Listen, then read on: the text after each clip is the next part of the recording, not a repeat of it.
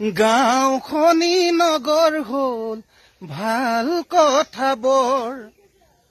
মনবোৰো বহল হ'ল আমাৰ মানুহৰ সমাজখনে ললে গতি সময় সুতত উতি ডাঙৰ মানুহ হ'ব লাগে আমাক ৰাতাৰাতি বুলুবাপ জগতৰে গুৰুজনা থকা হলে আজি আকৌ এবাৰ কলেহেঁতেন হৰি নামে গতি আমাক আৰু কথা এটি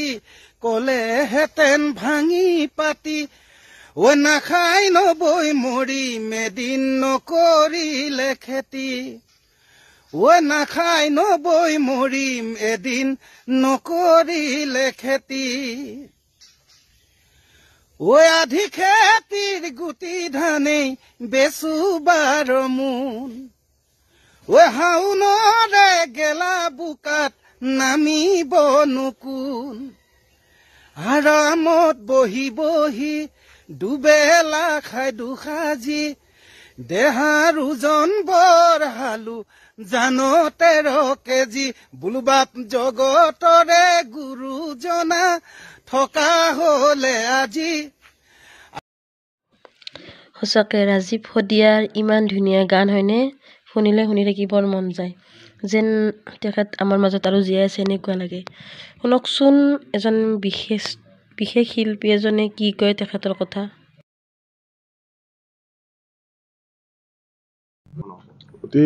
অতিকৈ দুখজনক আচলতে তেখেতে যি ধৰণৰ গান এতিয়া বৰ্তমান জনপ্ৰিয় হৈ আছে বা যি ধৰণৰ গান বৰ্তমান চলি আছে ৰাইজে আদৰি লৈছে তাতকে তেখেতে ব্যতিক্ৰম ধৰণী গীতেৰে তেখেতে ৰাইজৰ মন জয় কৰিছিলে আৰু প্ৰচাৰ বিমুখ আৰু প্ৰচাৰ হয়তো বহুত ক্ষেত্ৰত গাফিলতিও থাকি গ'ল প্ৰচাৰ তেখেতে নাপালে যিখিনি পাব লাগিছিলে যিখিনি প্ৰসাৰ পাব লাগিছিলে ৰাইজৰ মাজলৈ যোৱাত যি ধৰণে সকলোৱে সহায় কৰিব লাগিছিলে সেইখিনি আচলতে কৰবাত ত্ৰুটি থাকি গ'ল আৰু মই আশা কৰিছোঁ তেখেতৰ যি আকস্মিক বিয়োগ আচলতে হয়তো তেখেতৰ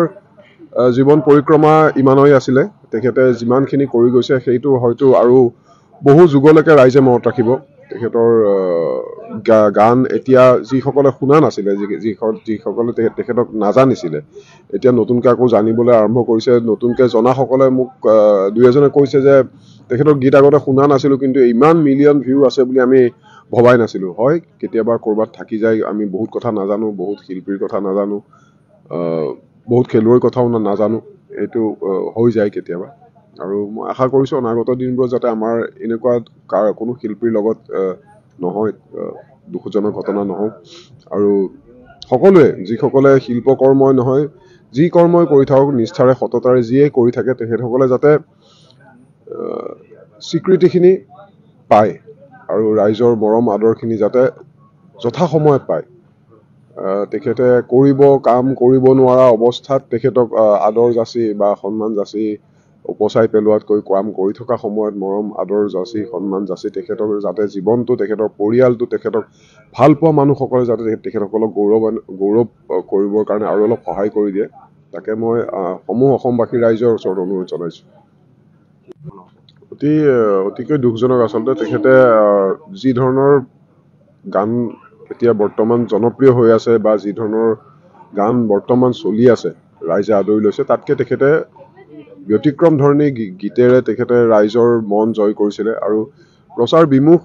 আৰু প্ৰচাৰ হয়তো বহুত ক্ষেত্ৰত গাফিলতিও থাকি গ'ল প্ৰচাৰ তেখেতে নাপালে যিখিনি পাব লাগিছিলে যিখিনি প্ৰসাৰ পাব লাগিছিলে ৰাইজৰ মাজলৈ যোৱাত যি ধৰণে সকলোৱে সহায় কৰিব লাগিছিলে সেইখিনি আচলতে কৰবাত ত্ৰুটি থাকি গ'ল আৰু মই আশা কৰিছোঁ তেখেতৰ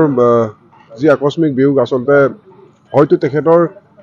জীৱন পৰিক্ৰমা ইমানেই আছিলে তেখেতে যিমানখিনি কৰি গৈছে সেইটো হয়তো আৰু বহু যুগলৈকে ৰাইজে মনত ৰাখিব তেখেতৰ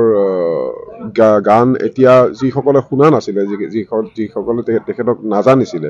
এতিয়া নতুনকৈ আকৌ জানিবলৈ আৰম্ভ কৰিছে নতুনকৈ জনাসকলে মোক দুই এজনে কৈছে যে তেখেতৰ গীত আগতে শুনা নাছিলোঁ কিন্তু ইমান মিলিয়ন ভিউ আছে বুলি আমি ভবাই নাছিলোঁ হয় কেতিয়াবা ক'ৰবাত থাকি যায় আমি বহুত কথা নাজানো বহুত শিল্পীৰ কথা নাজানো বহুত খেলুৱৈৰ কথাও নাজানো এইটো হৈ যায় কেতিয়াবা আৰু মই আশা কৰিছোঁ অনাগত দিনবোৰত যাতে আমাৰ এনেকুৱা কোনো শিল্পীৰ লগত নহয়, দুখজনক ঘটনা নহওক। আৰু সকলোৱে যিসকলে শিল্পকৰ্মই নহয় যি কৰ্মই কৰি থাকক নিষ্ঠাৰে সততাৰে যিয়ে কৰি থাকে তেখেতসকলে যাতে স্বীকৃতিখিনি পায় আৰু ৰাইজৰ মৰম আদৰখিনি যাতে যথাসময়ত পায়। তেখেতে কাম কৰিব নোৱাৰা অৱস্থাত তেখেতক আদৰ যাচি বা সন্মান যাচি উপচাই পেলোৱাতকৈ কাম কৰি থকা সময়ত মৰম আদৰ যাচি সন্মান যাচি তেখেতক যাতে জীৱনটো তেখেতৰ পৰিয়ালটো তেখেতক ভাল পোৱা মানুহসকলে যাতে তেখেতসকলক গৌৰৱ কৰিবৰ কাৰণে আৰু অলপ সহায় কৰি দিয়ে, তাকে মই সঁচাকৈ বহুত বেছি দুখ লগা ঘটনা হয়নে? গান যি এটা গাই থাকে অনবৰতে বন্ধু পাহৰি নাযাবা, সঁচাকৈ বুকুখন চিৰিংকৈ উঠে। কিন্তু কি দুখজনক ঘটনা, তেখেতক ভালকৈ চিনি পোৱা মানুহ আজিলৈকে ওলোৱাই নাই। সঁচাকৈ দে বহুত বেছি দুখ লাগে, গানটো শুনিলে আৰু বেছি দুখ লাগে। সঁচাকৈ যি হওক বাৰু, তেখেত য'তে থাকে শান্তিত থাকক, সেইখিনিয়ে প্ৰাৰ্থনা কৰিছোঁ ভগৱানৰ ওচৰত। আৰুনো কি ক'ম, ক'বলৈ ভাষা নাই। ঠিক আছে, মোৰ ক'ব লগাখিনি ইমানেই। আপোনালোকৰ কিবা ক'ব লগা থাকিলে কমেণ্ট বক্সত কমেণ্ট এটা কৰিবলৈ নাপাহৰিব। জয় আই অসম।